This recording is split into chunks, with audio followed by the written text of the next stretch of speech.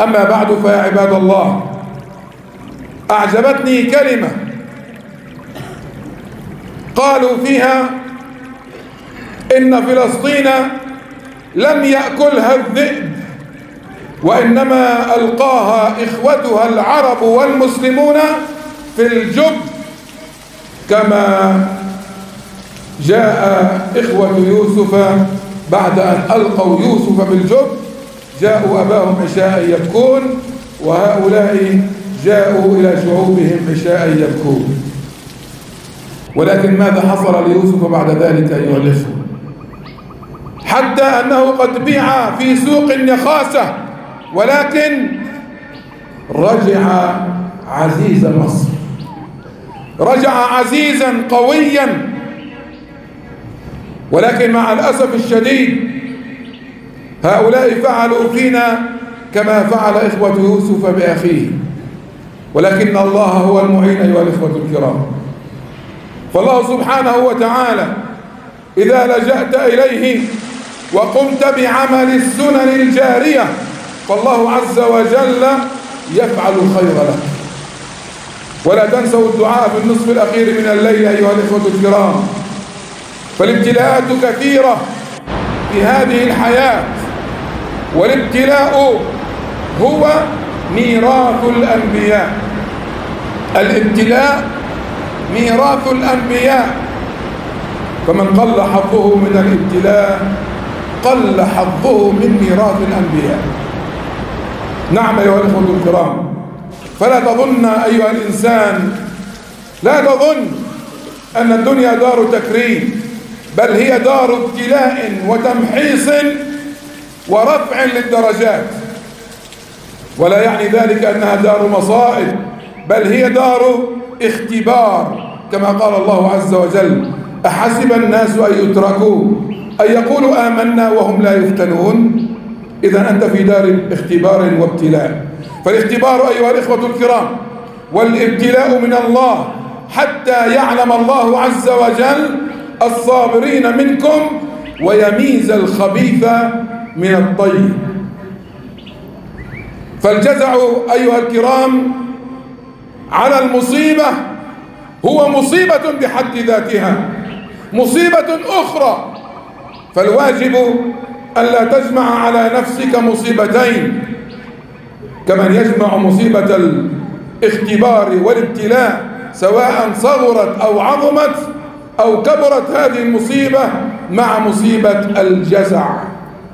فاكسب أيها الكريم، اكسب أيها الموحد بالله، اكسب من المصيبة أن تصبر وتحتسب، وأن تصطبر على ما أصابك.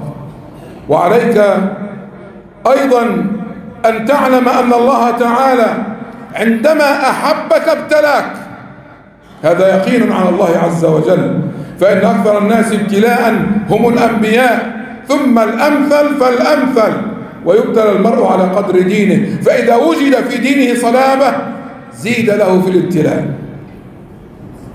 نعم أيها الإخوة الكرام، هناك قضية في الابتلاء تسمى الاستدراج، وخاصة من يقومون بالاعتداء على الناس وعلى أعراضهم وعلى أرواحهم وعلى ممتلكاتهم وعلى دورهم،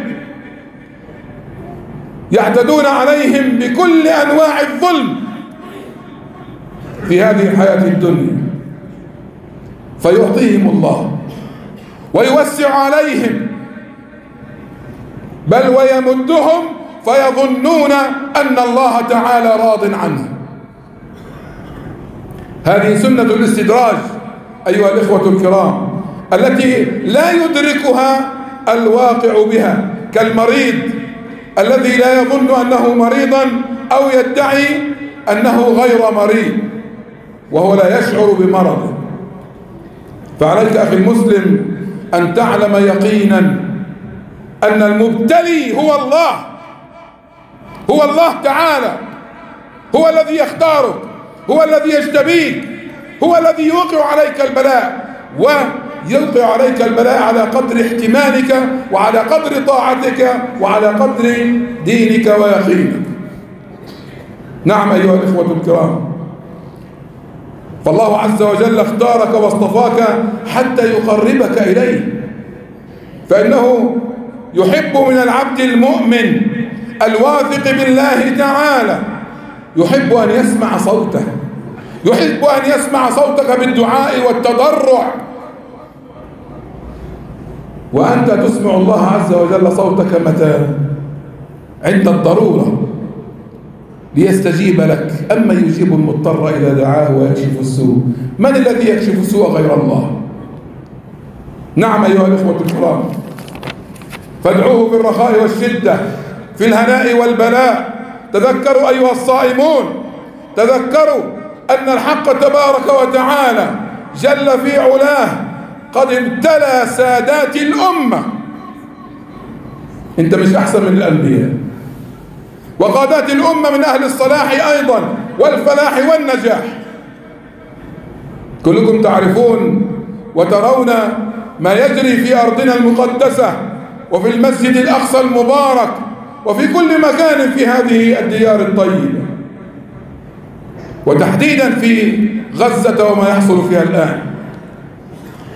هذا الذي يبعث على الألم وعلى الشدة، ولكنه كما قلنا ابتلاء من الله. وقد امتحن نبي الله نوح عليه السلام، وقال الحق سبحانه في حقه: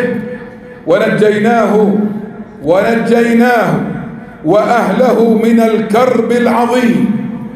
لقد سماه الله عز وجل كربا عظيما. وهذا أبو الأنبياء إبراهيم عليه السلام، إبراهيم الخليل، ألقي في النار أيها الإخوة الكرام، فماذا كانت النتيجة؟ حباه الله ورعاه. قلنا يا نار كوني بردا وسلاما على إبراهيم. وامتحن بذبح ابنه، وفداه المولى بذبح عظيم. فلا بلاء أعظم من بلاء يشهد الله تبارك وتعالى أنه بلاء عظيم. ولما علم الله عز وجل، لما علم الله صدق الإيمان والصبر والتسليم والإذعان، فدى الابن بذبح عظيم وجاز الأب بابن آخر، وذلك على صبره وعلى رضاه بما وقع عليه من الابتلاء من الله عز وجل. يروي عمرو بن العاص أيها الإخوة الكرام، أو إذا قيل أن الأنبياء رؤوس الزاهدين في الدنيا بيقين وقد سلط الله عليهم الجبابرة، فالجواب: لماذا؟ ليتأسى بهم أقوامهم بالصبر والاحتمال. وكما قلنا قد روى عمرو بن العاص رضي الله تعالى عنه عن النبي عليه الصلاة والسلام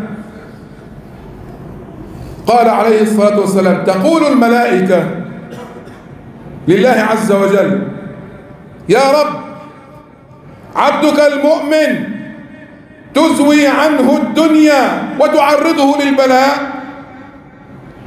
قال الله تعالى: فيقول للملائكة: اكشفوا لهم عن ثوابه، أروه ماذا سيأخذ جراء هذا الصبر على هذا البلاء الذي أوقعته عليه، اكشفوا لهم ثوابه. فإذا رأوا ثوابه قالوا: يا رب، لا يضره ما أصابه.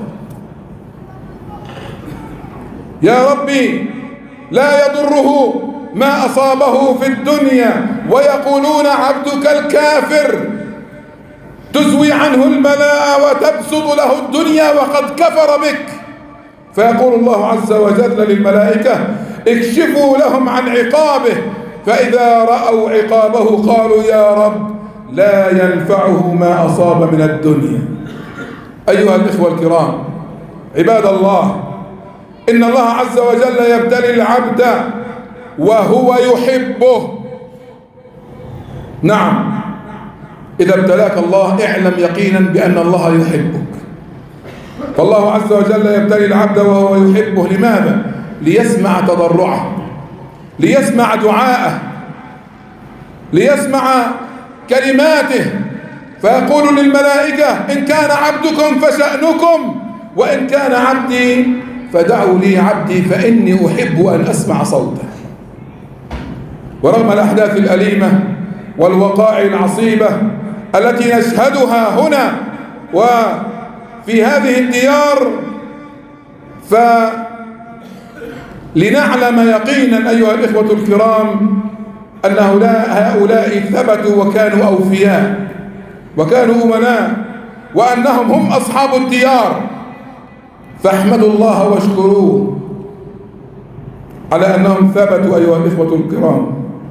وأيضا اسألوا الله عز وجل الثبات على الإيمان، وتوجهوا إلى الله تبارك وتعالى في هذه الأيام وفي هذه الأوقات بالصبر وبالدعاء والتسليم، بل وادعوه وأنتم موقنون يقينا بالإجابة، إنه خير مسؤول والتائب من الذنب كمن لا ذنب له. ادعوا الله وأنتم موقنون بالإجابة.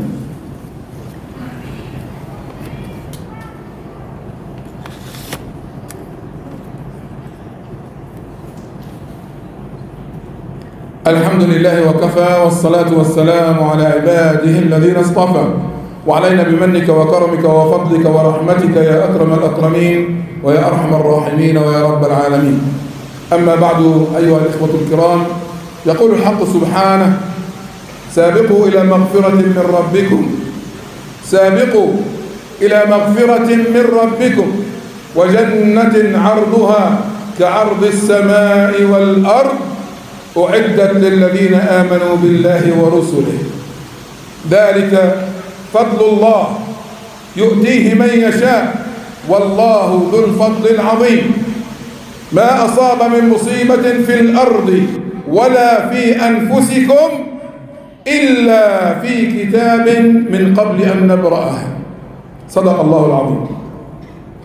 وقد قيل أيها الإخوة الكرام إن هذه الآية تتصل بما قبل، وهو أن الله سبحانه وتعالى هون عليهم ما يصيبهم في الجهاد من قتل وجرح، وبين أن ما يخلفهم عنه الجهاد من المحافظة على الأموال وما يقع فيها من خسران، فالكل مكتوب ومقدر لا دافع له، وإنما على المرء امتثال الأمر. ولنعلم يقينا أيها الإخوة الكرام أننا في شهر الرحمات، وفي شهر مضاعفة الأجور والجد والاجتهاد في العبادة، بل وإيقاظ الأهل والأولاد، خاصة في العشر الأواخر من هذا الشهر الطيب المبارك شهر رمضان. إيقاظ الأهل شفاء لأرواحنا وتطهير لقلوبنا ورحمة من ربنا، فعلى المسلم الاقتداء بمن؟ بالأسوة والقدوة الحسنة محمد صلى الله عليه وسلم، فيجد ويجتهد في العبادة كما كان عليه الصلاة والسلام، ولا يضيع ساعات هذه الأيام ولا لياليه، فإن المرء لا يدري لعله لا يدركها مرة أخرى.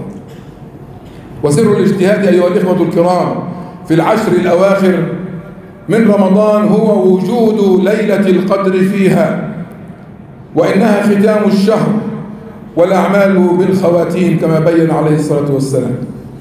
فمن قصر أو فرط أو كسل في عمله أو غفل في العشرين الأول أمامه الفرصة الآن للاستدراك والفوز والتنافس والمسارعة إلى الخيرات في عشر الرحمات.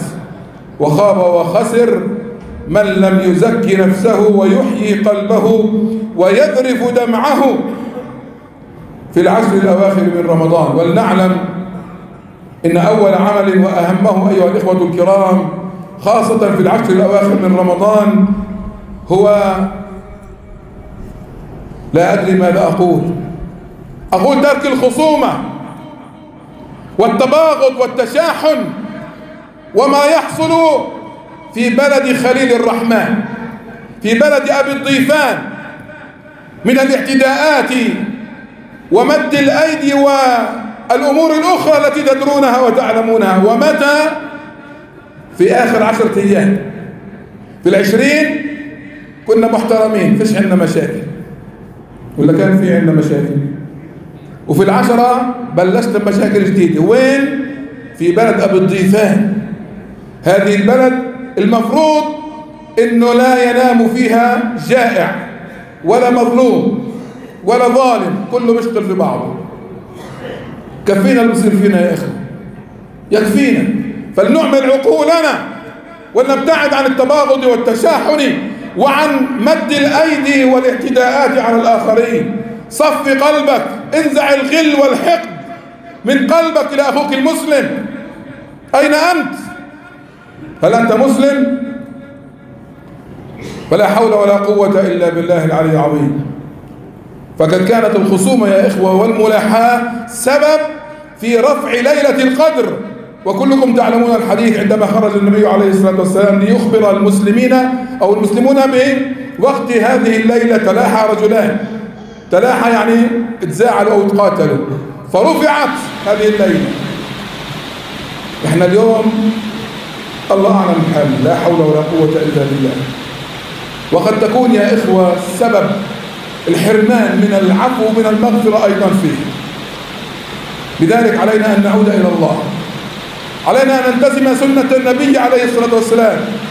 وقد كان يعتكف عليه الصلاة والسلام في العشر الأواخر من رمضان، فهي سنة نبوية عظيمة، وهي حمية روحية سنوية يعكف المسلم قلبه على الله عز وجل وينقطع عن الانشغال بغيره طمعا بأنس الله يوم الوحشة. قالت عائشة لرسول الله صلى الله عليه وسلم: يا رسول الله، إن وافقت ليلة القدر بما أدعو؟ فماذا قال لها عليه الصلاة والسلام؟ قال لها: يا عائشة، قولي اللهم إنك عفو تحب العفو فاعف عني. اللهم إنك عفو تحب العفو فاعف عني. فسؤال العفو أيها الإخوة الكرام في هذه الليلة، ليلة القدر، هو لون من ألوان الأدب مع الله عز وجل. وكان العابد مع كثرة عبادته في تلك الليلة لا يراها شيئا فيسأل الله العفو. فاللهم إنك عفو تحب العفو فاعف عنا. اللهم إنك عفو تحب العفو فاعف عنا. اللهم إنك عفو تحب العفو فاعف عنا. اللهم اهدنا فيمن هديت، وعافنا فيمن عافيت، وتولنا فيمن توليت، وبارك اللهم لنا فيما أعطيت، وقي واصرف عنا شر ما قدرت وقضيت، فإنك تقضي بالحق ولا يقضى عليك. اللهم ارحم ضعفنا واغفر ذنبنا واجبر كسرنا وتول أمرنا وآمن روعاتنا واستر عوراتنا. كن لإخواننا في غزة خير معين يا رب العالمين. اربط على قلوبهم وثبت أقدامهم وانصرهم على القوم الكافرين. رد كيد الكائدين إلى نحورهم ونعوذ بك من شرورهم. اللهم احفظ غزة كلها، سماءها وأرضها، برها وبحرها، رجالها ونساءها، شيوخها وأطفالها. احفظهم بعينك التي لا تنام وركنك الذي لا يضام. ارحمهم برحمتك الواسعة يا رحمن. اللهم حرر أسيراتنا وأسرانا. اللهم حرر الأسرى والمسرى واجعلنا لك أسرى. عباد الله، إن الله يأمر بالعدل والإحسان وإيتاء ذي القربى وينهى عن الفحشاء والمنكر والبغي يعظكم لعلكم تذكرون. اذكروا الله يذكركم واستغفروه يزدكم وصلوا على خلفنا فيه وأقم الصلاة يرحمك الله.